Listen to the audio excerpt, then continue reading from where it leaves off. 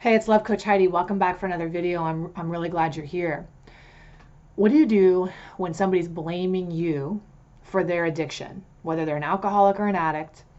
You could be a mom or a dad, and your adult child or teenage child is saying to you, well, I use drugs because there's fighting in the household, or because you're not really available for me, or because I have these feelings I don't know how to manage, but you're not a good parent in some way, shape, or form, and that prevents me from having the support that I need, so I turn to drugs instead.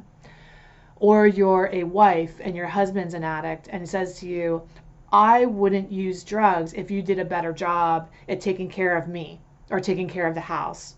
Or you're a husband and your wife is using, and she says, I wouldn't need to use drugs if you did a better job of taking care of me or providing for me, or you stress me out, you drive me to drink. Or you could be a child of an addict or an alcoholic, and your parents who are actively using say to you, well, you drive me crazy. If you were a better listener, if you took better care of your stuff or the house or whatever, if you contributed and helped out more around the house.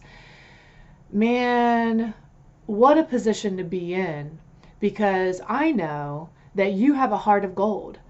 And what you really want to do is you want to help that addict or alcoholic to stop drinking, to stop using drugs. So when they say that stuff to you, like it's your fault in some way, shape, or form that they're using in the first place, you are launching into some type of scramble and hustle to figure out how to stop doing that thing that you're doing so that they can get better. And you find you start to walk on eggshells. You start policing then what you say to that addict or alcoholic or how you behave around them, because the last thing that you want to do is be responsible for creating the very thing that is making your life a living hell. There's nothing more frustrating. So here's what I want you to know.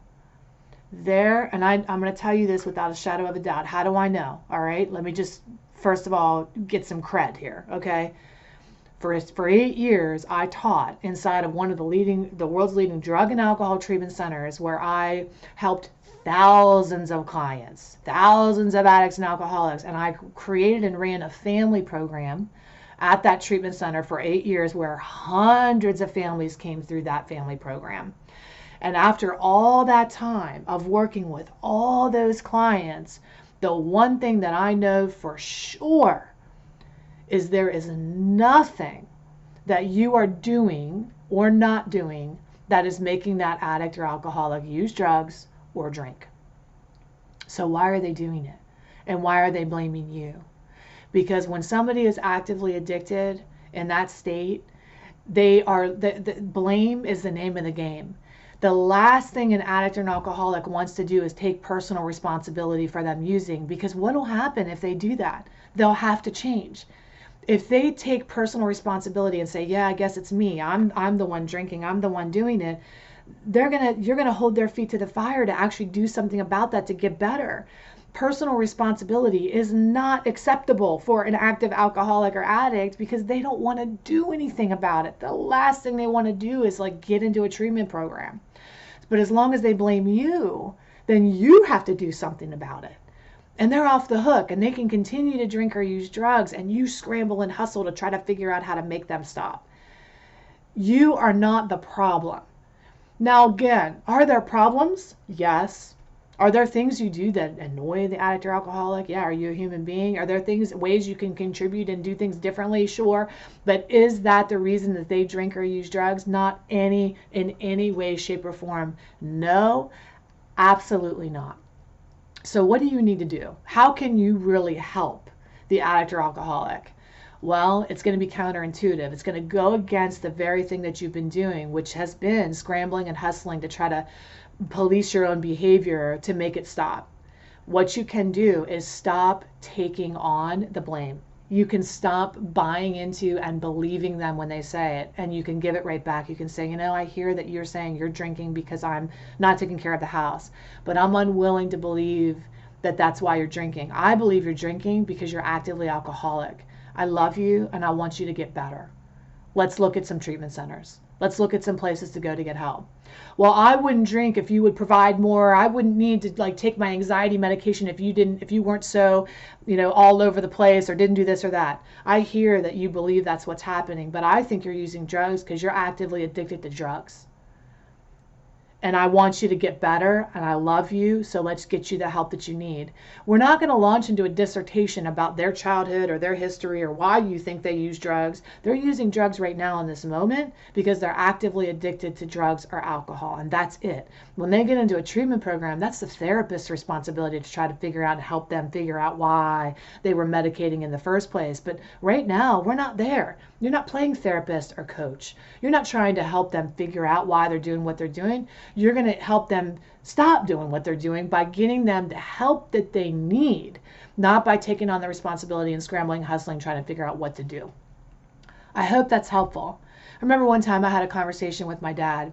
My dad was drunk, and he was saying to me, he knew I was working at the treatment center at this time, and I said, Dad, you can come to the treatment center anytime and get better. I love you, and I want you to get well. And he said, well, I know that. So he was a little drunk at the time, and you can't even talk to somebody when they're under the influence. But there wasn't ever a time when he wasn't recovering or on his way or hungover.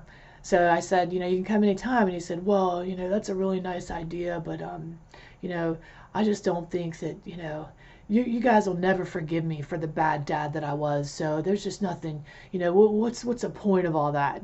Damage is already done. I said, well, Dad, I guarantee you that, all is forgiven. I just love you, and I just want you to be well. I just want you to be healthy and live your life and want you to get into treatment. And he said, well, you might forgive me, but, your brothers will never forgive me. And I looked at him and I said, Dad, I guess as long as you continue to believe that and blame them for the reason that you're deciding not to get better, then you can stay drunk. And he looked at me and he goes, oh, I guess you're good at what you do. Even he had the insight at that moment to say, oh, okay, I guess she's not going to fall for it.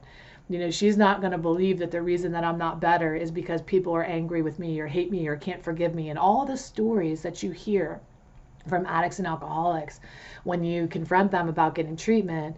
Well, I would get treatment, but the damage is already done. Nothing's ever going to get better. Nobody helps me. The blame game is a long game for an addict or alcoholic, and they'll blame you for absolutely everything. You've got to stop taking it on.